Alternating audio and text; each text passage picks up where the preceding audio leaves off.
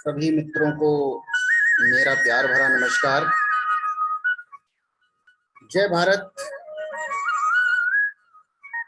मुझे विश्वास है कि आप सब खुशहाल होंगे और पिछली वीडियो में मैं प्रार्थना की सफलता के विषय में कुछ टेक्निक्स के बारे में, कुछ तकनीकियों के बारे में मैं बात कर रहा हूं और यहाँ पर भी एक प्रार्थना की और तकनीक है जिसके बारे में बड़ा ध्यान देने की जरूरत है। That is the thank you technique. आपको धन्यवाद तकनीकी, अर्थात एक आभारी हृदय, एक कृतज्ञ हृदय हमेशा ब्रह्मांड की रचनात्मक शक्तियों के निकट होता है और ब्रह्मांड के क्रिया प्रतिक्रिया नियम पर आधारित पारस्परिक संबंधों के कारण अनगिनत आशीर्वाद और शुभकामनाएं इसकी ओर बढ़ते रहते हैं। यानी कि जो व्यक्ति हर छोटी बड़ी उपलब्धि के लिए प्रकृति को धन्यवाद ज्ञापित करता रहता है, या जिस व्यक्ति के माध्यम से हमको कुछ प्राप्त होता है उसको धन्यवाद देता रहता है, तो क्रिया और प्रतिक्रिया के नियमानुसार, ये प्रकृति का ही नियम है, क्रिया और प्रतिक्रिया का नियम। क्रिया और प्रतिक्रिया के नियमानुसार हमें वो सारी की सारी चीजें वापस कंपाउंडिंग इंटरेस्ट के साथ में मिलना प्रारंभ हो जाती हैं। जैसे कि देखिए, एक महिला किस प्रकार से इस प्रकृति का धन्यवाद ज्ञापित कर रही है। अपने पास में जो कुछ भी थोड़ा बहुत है वो कहती है, मैं खुश हूं कि हर रोज अपने घर का झाड़ू पोछा करना पड़ता है, साफ सफाई करनी पड़ती है और दरवाजे खिड़कियों को साफ करना पड़ता है। शुक्र है मेरे पास घर तो है। जिनके पास छत नहीं उनका क्या हाल होता होगा। मेरे पास घर तो है, इसके लिए प्रकृति का बहुत बहुत धन्यवाद, प्रकृति का शुक्र है। मैं खुश हूं कि कभी कभार थोड़ा बीमार हो जाती हूं, यानी मैं ज्यादातर सेहतमंद रहती हूं, इसके लिए प्रकृति का धन्यवाद है, प्रकृति का मैं आभार व्यक्त करती हूं। मैं खुश हूं कि मैं हर साल त्योहारों पर तोहफे देने में मेरा पर्स खाली हो जाता है, यानी मेरे पास मेरे चाहने वालों, मेरे अजीज रिश्तेदार और दोस्त मेरे अपने हैं जिन्हें मैं तोहफा दे सकूं। अगर ये ना हो तो जिंदगी कितनी बेरौनक हो जाएगी। इसके लिए प्रकृति का शुक्र है। हमें हर चीज के लिए प्रकृति का धन्यवाद ज्ञापित करना चाहिए और प्रकृति को हमेशा ही एक सकारात्मक नजरिए से देखना चाहिए। एक और स्टोरी के माध्यम से इस थैंक यू टेक्निक को समझाने का प्रयास करता हूं। ये कहानी एक अंधे लड़के के विषय में है। वे लड़का रोज सुबह एक इमारत की सीढ़ियों पर एक टोपी लेके बैठ जाता था। उसके हाथ में एक साइन बोर्ड था जिसमें लिखा हुआ था, मैं अंधा हूं, कृपया मेरी मदद करें। उसकी टोपी में कुछ चिल्लड़ होते थे जो राह चलते लोग डाल दिया करते थे।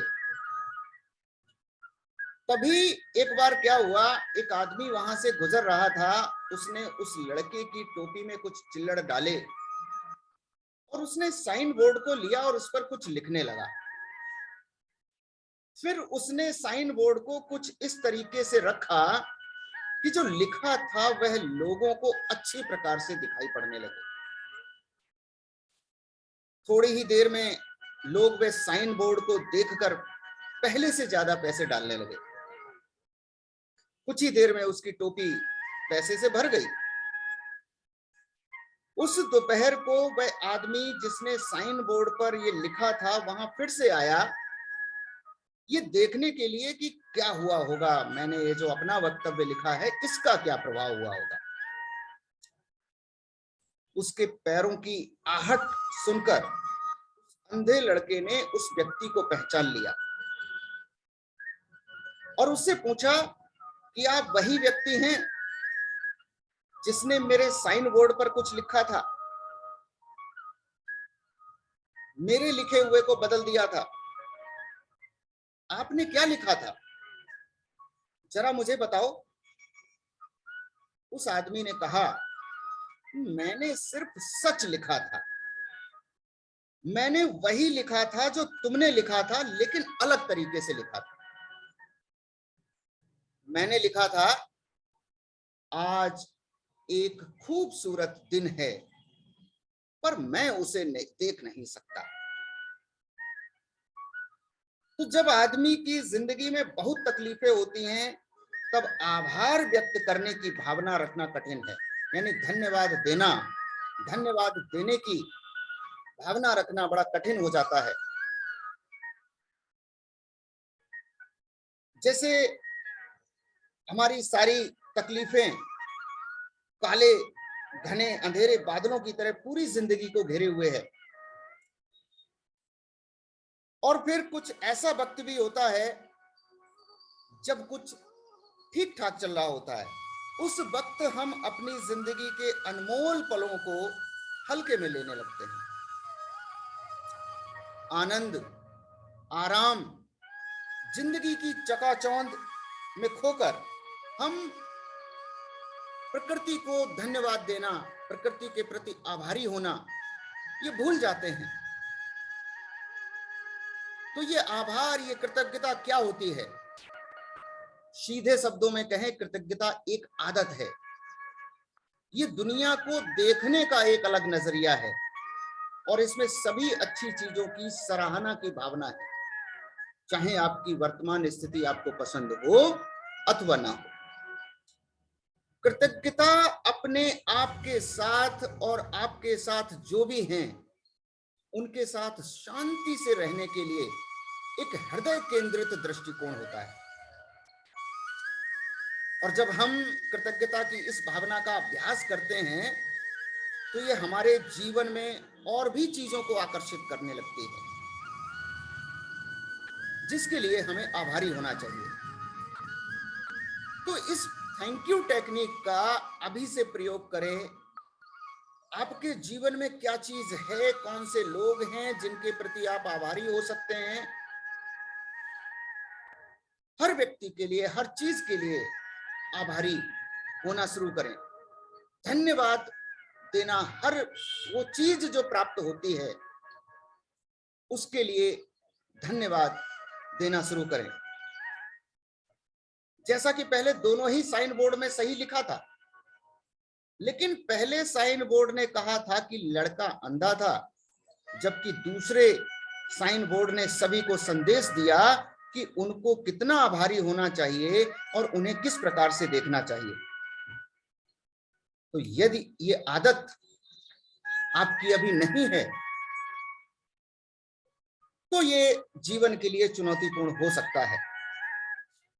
इसलिए डियर फ्रेंड्स, आभार व्यक्त करने की आदत विकसित कीजिए और आभार व्यक्त करने के साथ साथ हमें हमेशा ही अपनी जिंदगी के साथ जो कुछ भी हमको मिला है उसके लिए सकारात्मक दृष्टिकोण, पॉजिटिव मेथड, अफर्मेटिव मेथड को अपनाने का अभ्यास करना शुरू कर देना चाहिए। क्योंकि कहते हैं a positive mind finds opportunity in everything, यानी एक सकारात्मक मस्तिष्क जो है वो हर चीज में अवसर तलाश लेता है। And negative mind finds fault in everything, और जो हमेशा ही क्रोधित रहता है, गुस्से में रहता है, जो हमेशा जीवन के अंधेरे पहलुओं को देखता है, वो हर अच्छी चीज में गलतियां निकाल लेता है। और हम सभी अपने जीवन में सकारात्मकता को चाहते हैं, अच्छी चीजें चाहते हैं, खुशहाली चाहते हैं, तो फिर क्यों ना सकारात्मक विचारधारा को अपनाएं। किसी भी सकारात्मकता की प्रभावशीलता को सत्य की तरह हमारी समझ और शब्दों के पीछे अर्थ पर निर्धारित किया जाता है। प्रार्थना करते समय बेकार में ये ना दोहराएं।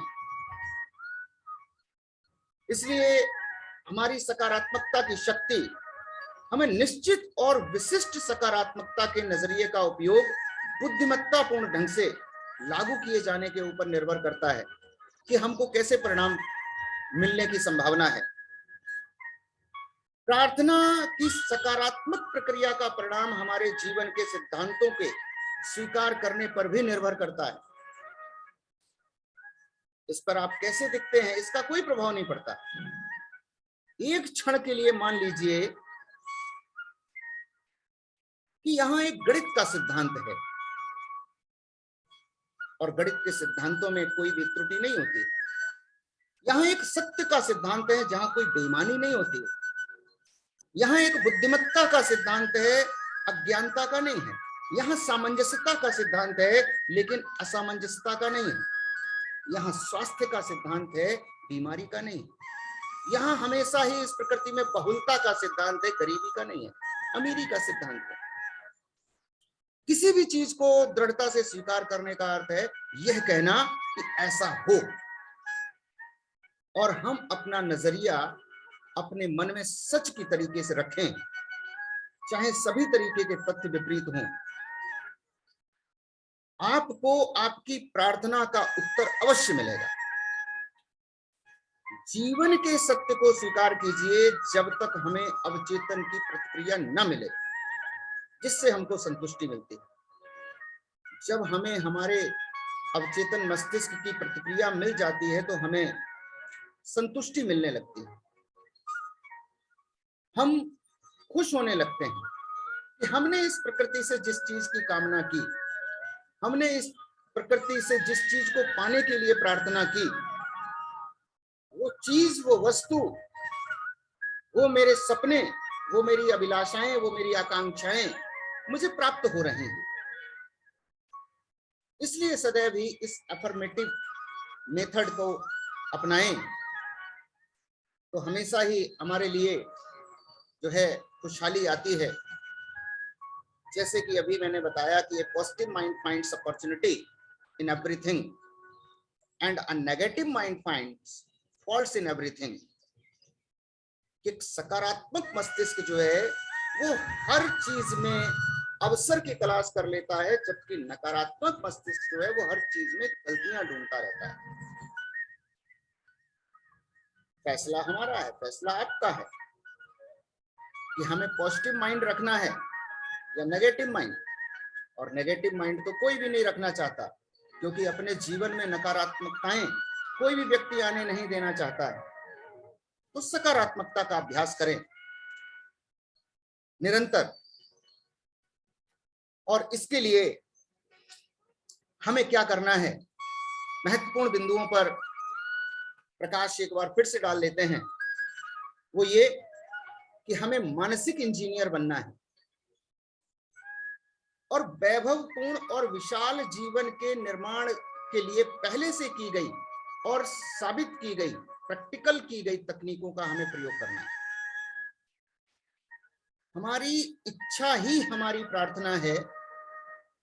अपनी इच्छा पूर्ण होने की छवि को देखें और इसकी वास्तविकता का अनुभव करें, तो आपको जवाब मिलने की खुशी का एहसास हो जाएगा।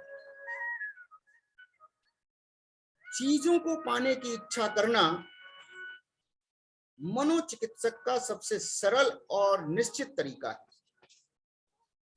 यानी मनोचिकित्सक हमेशा ही किस बात के लिए जोर देते रहते हैं कि चीजों को पाने की कल्पना करो, चीजों को पाने की इच्छा करो, वो आपको अवश्य मिलेंगे।